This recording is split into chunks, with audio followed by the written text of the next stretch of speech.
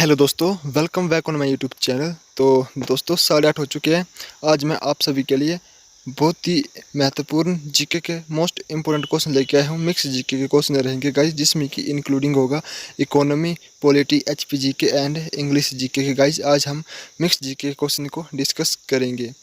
HPSSC के जितने भी एग्ज़ाम होते हैं दोस्तों, सभी के लिए ये क्वेश्चन जो वो बहुत ही हेल्पफुल रहेंगे। चाहे आपका क्लर्क 839 या फिर 918 का एग्ज़ाम हो, या फिर 903 पोस्ट कोड जेओए, या फिर गाइज ऑल एंड अदर जितने भी पोस्ट कोड है एचपीएसएससी के जितने भी एग्ज़ाम होते हैं, आप सभी के लिए हमारी ये वाली क्लास बहुत ही हेल्पफुल रहेगी आपके एग्ज़ाम पॉइंट ऑफ व्यू से। तो चलिए आपका ज़्यादा समय वेस्ट किए हम आज की क्लास को शुरू करते हैं। आपको पता है गाइज कि हमारी डेली रात को 8:30 बजे क्लास आती है। एंड अगर आप चैनल पर पहली बार विजिट किए हैं तो दोस्तों चैनल को सब्सक्राइब करने के बाद बेल आइकन को जरूर दबाइएगा, ताकि जब भी हमारी नेक्स्ट कोई अपडेट आएगा या नेक्स्ट कोई क्लास आएगी तो उसकी नोटिफिकेशन आपको टाइम टू टाइम मिलती रहेगी। तो गाइज फर्स्ट क्वेश्चन आपकी स्क्रीन पर है कि the rate at which RBI gives short term loan to commercial banks is called. यानी कि आरबीआई वाणिज्यिक बैंकों को अल्पावधि के लिए जिस दर पर ऋण देती है उसे कहते हैं, क्या कहते हैं? Repo rate, bank rate, reverse repo rate या फिर कैश रिजर्व रेट। तो दोस्तों इसे कहते हैं, ऑप्शन नंबर ए करेक्ट हो जाएगा, रेपो दर। आरबीआई वाणिज्यिक बैंकों को अल्पावधि के लिए जिस दर पर ऋण देती है उसे हम रेपो रेट कहते हैं। चलिए नेक्स्ट क्वेश्चन है कि which is actively involved in drafting the union budget of India. NITI Aayog, finance commission, ministry of finance या फिर नन ऑफ दीज। यानी भारत के संघीय बजट के रूप में कौन सक्रिय रूप से सम्मिलित है? Option A NITI Aayog, B वित्त आयोग, सी वित्त मंत्रालय and D none of these. तो इस क्वेश्चन का जो राइट आंसर होगा वे होगा ऑप्शन नंबर सी वित्त मंत्रालय, यानी कि ministry of finance correct answer हो जाएगा।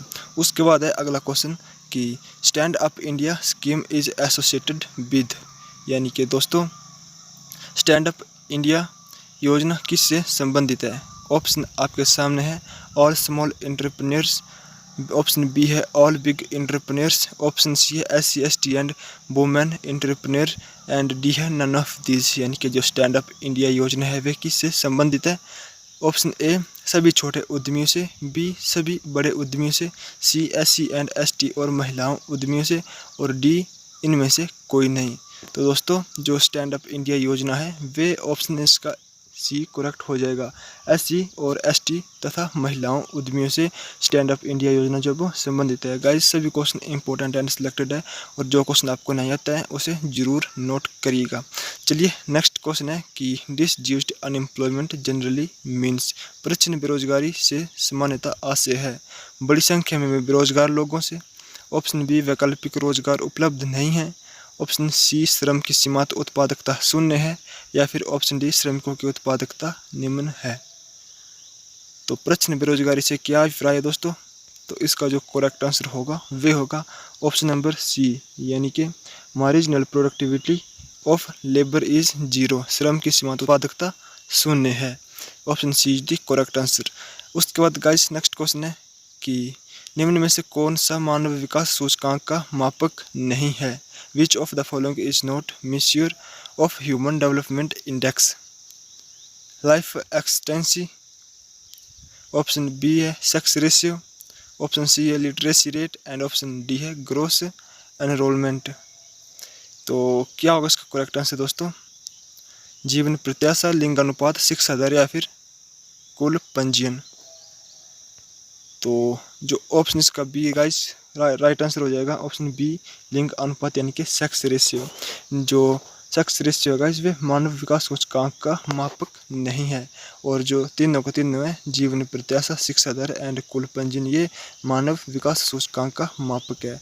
चलिए गाइस उसके बाद नेक्स्ट क्वेश्चन आपकी स्क्रीन पर कि the first satellite which was designed and fabricated in India was. Bharat में अभिकल्पित और निर्मित प्रथम सैटेलाइट था, कौन सा था? Option A Bhaskar 1, option B Bhaskar 2, option C Aryabhata and option D Rohini.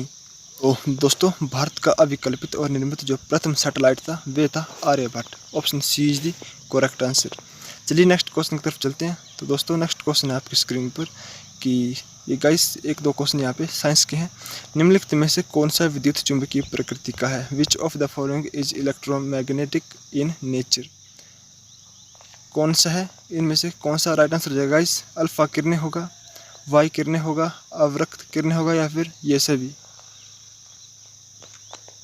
तो इसका जो राइट आंसर होगा वे होगा ऑप्शन नंबर डी, ये सभी के सभी विद्युत चुंबकीय प्रकृति की हैं, इलेक्ट्रोमैग्नेटिक इन नेचर की हैं। चलिए नेक्स्ट क्वेश्चन है कि containers used for transporting strong acid are made of, यानी प्रबल अम्लों के स्थानांतरण में प्रयुक्त कंटेनर्स बने होते हैं किसके? ऑप्शन ए है इस्पात के, बी है स्टेनलेस स्टील के, सी है पॉलीइथिलीन से, एंड डी है पीतल से। तो किसके बने होते हैं गाइस? तो इसका करेक्ट आंसर होगा वे होगा ऑप्शन नंबर सी, पॉलीइथिलीन से। चलिए नेक्स्ट क्वेश्चन है कि which element play an important role in blood clotting? तो कौन सा तत्व रुधिर थक्का बनने में महत्वपूर्ण भूमिका निभाता है? पोटेशियम, फास्फोरस, कैल्शियम या फिर आयरन? तो दोस्तों इसका जो करेक्ट आंसर होगा वे होगा ऑप्शन सी, कैल्शियम। चलिए गाइज नेक्स्ट क्वेश्चन की तरफ चलते हैं। तो नेक्स्ट क्वेश्चन है आपकी स्क्रीन पर कि विच of the following disease is a contagious disease? Option A है बेरीबेरी, बी है पेलाग्रा, सी है डिफ्थेरिया, एंड डी है स्कर्बी। इनमें से बताना है आपको कि कौन सा सांसर्गिक रोग है। तो दोस्तों इसका जो राइट आंसर होगा वे होगा diphtheria, option number C is the correct answer. तो दोस्तों अब हम यहाँ पे HPG के क्वेश्चन को डिस्कस करेंगे। The first member of the Rajya Sabha from Himachal Pradesh was, Himachal प्रदेश से राज्यसभा का प्रथम सदस्य कौन था? जयवंत राम, डॉक्टर बायस परमार, NC मेहता या फिर चिरंजीवी लाल वर्मा? आपको बताना है कि राज्यसभा का प्रथम सदस्य कौन था। तो गाइज इसका जो राइट आंसर होगा वे होगा option number D, Chiranjeevi Lal Verma जो थे वो हिमाचल प्रदेश में से राज्यसभा का प्रथम सदस्य थे। चलिए नेक्स्ट क्वेश्चन है कि लामा झील हिमाचल प्रदेश के किस जिले में स्थित है? गाइस क्वेश्चन काफ़ी इंपॉर्टेंट है, जिलों से आपके एग्जाम में क्वेश्चन देखने को मिलेगा। तो ऑप्शन है आपके सामने लाहौल स्पीति, चंबा, किन्नौर या फिर कांगड़ा।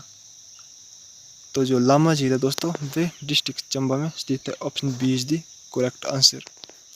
आपको एग्जाम में क्वेश्चन आता है कि 7 जिलों का समूह, तो गाइस लामा झील 7 जिलों का समूह है। तो चलिए अब नेक्स्ट क्वेश्चन की तरफ चलते हैं। नेक्स्ट क्वेश्चन है कि निम्नलिखित में से कौन सी परियोजना चिनाब नदी से संबंधित है? Which of the following project is related with Chenab river? Option A है किल्लर, बी है सिरसू, सी है थिरोट और डी है ये सभी। तो दोस्तों किल्लर भी, सिरसू भी और थिरोट भी तीनों जो वो चिनाब नदी से संबंधित हैं। तो ऑप्शन डी हमारा करेक्ट हो जाएगा। नेक्स्ट क्वेश्चन है कि ककीहा मेला हिमाचल प्रदेश के किस जिले में मनाया जाता है? Kakiha fair is celebrated in which district of Himachal Pradesh? Sirmaur, Chamba, Hamirpur या फिर कुल्लू? तो दोस्तों जो ककीहा मेला मनाया जाता है वे option number D, Kullu district में मनाया जाता है। तो आपको सभी मेले एंड सभी झीलें और सभी गाइज आपको नदियों से क्वेश्चन देखने को मिल सकते हैं। आपको क्या करना है कि सभी क्वेश्चन को ध्यान में रखते हुए चलना है, और जो क्वेश्चन नहीं आता है उसको जरूर नोट करना है। चलिए नेक्स्ट क्वेश्चन की तरफ चलते हैं। दोस्तों यहाँ पे अब हम कुछ क्वेश्चन इंग्लिश एंड कुछ क्वेश्चन हिंदी के डिस्कस करने वाले हैं। तो फर्स्ट क्वेश्चन है इंग्लिश का। गाइज आपको ईडियम बताना है, मीनिंग क्या होगा इसका? To snap one's finger at, इसका आपको ईडियम बताना है। ऑप्शन आपके सामने है guys, to honour someone, option B है to greet someone, option C है to wake on someone and option D है टू बी केयरलेस। तो दोस्तों इसका जो ईडियम हो जाएगा, मीनिंग वे होगा option number D, to be careless correct answer हो जाएगा। नेक्स्ट क्वेश्चन है कि antonym of the word fortitude is? Guys आपको ऑपोजिट मीनिंग बताना है फोर्टिट्यूड का। फोर्टिट्यूड का हिंदी मीनिंग होता है धैर्य, एंड आपको इन 4 ऑप्शंस में से बताना है कि इसका ऑपोजिट क्या हो जाएगा। ऑप्शन ए है फॉरगेटफुलनेस, ऑप्शन बी है जेनरसिटी, ऑप्शन सी है कोवार्डिस एंड ऑप्शन डी है सिंप्लिसिटी। तो दोस्तों इसका जो ऑपोजिट हो जाएगा यानी कि एंटोनिम हो जाएगा फोर्टिट्यूड का, वे होगा option number C cowardice. Option number C is the correct answer. वहीं गाइस 67 क्वेश्चन है कि I wonder if I shall get dash my history examination. Option आपके सामने एट, इन, थ्रो या फिर नन ऑफ दीज। प्रपोजिशन से question है दोस्तों। तो इस क्वेश्चन का जो करेक्ट आंसर होगा वे होगा option number C, through. I wonder if I shall get through my history examination. चलिए नेक्स्ट क्वेश्चन की तरफ चलते हैं। तो नेक्स्ट क्वेश्चन है गाइज कि आ का उच्चारण स्थान है। क्या होगा आ का उच्चारण स्थान? दंते, कंठ, मूर्धन्य या फिर नासिका। तो जो आ का उच्चारण स्थान हो जाएगा वे होगा ऑप्शन नंबर बी, कंठ इसका राइट आंसर हो जाएगा। नेक्स्ट क्वेश्चन है कि चंद्रशेखर में समास है। कौन सा समास है दोस्तों चंद्रशेखर में? बहुव्रीहि समास है, द्वंद्व समास है, तत्पुरुष समास है या फिर अव्ययीभाव समास है। तो चंद्रशेखर में समास हो जाएगा बहुव्रीहि समास। Option A is the right answer. Next question है कि अनल, अनिल का युग्म शब्द है। तो गाइज ऑप्शन आपके सामने है आगावीर, ऑप्शन बी है आग हवा, ऑप्शन सी है चिगनारी सुगंध एंड ऑप्शन डी है दानव दैत्य। तो युग्म शब्द कौन सा होगा इसका? तो गाइज यानी पर्यायवाची शब्द भी इसे हम बोल सकते हैं। तो इसका जो करेक्ट आंसर होगा वे होगा option number B, correct answer आग हवा। आग का पर्यायवाची शब्द होता है गाइज आग, अनल, पावक, वहन, हवा, ये सब आग का पर्यायवाची शब्द है। तो गाइस ये थी हमारी आज की छोटी सी क्लास। एंड आपको क्लास कैसी लगी? उम्मीद है कि आपको क्लास पसंद आई होगी। एंड गाइस अगर आपको हमारी ये वाली क्लास अच्छी लगी हो तो प्लीज़ इसे लाइक कर दीजिए। और अगर आप चैनल पर पहली बार विजिट किए हैं दोस्तों और आप हमारी इसी तरह से डेली क्लासेस का लाभ लेना चाहते हैं तो हमारे यूट्यूब चैनल को सब्सक्राइब जरूर करें तथा बेल आइकन को भी ज़रूर प्रेस करिएगा ताकि आपको हमारी इस क्लास का नोटिफिकेशन टाइम टू टाइम मिलती रहे। या फिर गाइस HPSSC के जो इम्पोर्टेंट नोटिफिकेशन आते हैं उसके भी हम आपको नोटिफाई टाइम टू टाइम कर देते हैं। तो गाइस अगर आपने अभी तक हमारा चैनल सब्सक्राइब नहीं किया तो ज़रूर सब्सक्राइब करिएगा। एंड चलिए फिर आपको मिलते हैं नेक्स्ट कोई इम्पोर्टेंट अपडेट के साथ। तब तक जय हिंद, जय भारत, वंदे मातरम।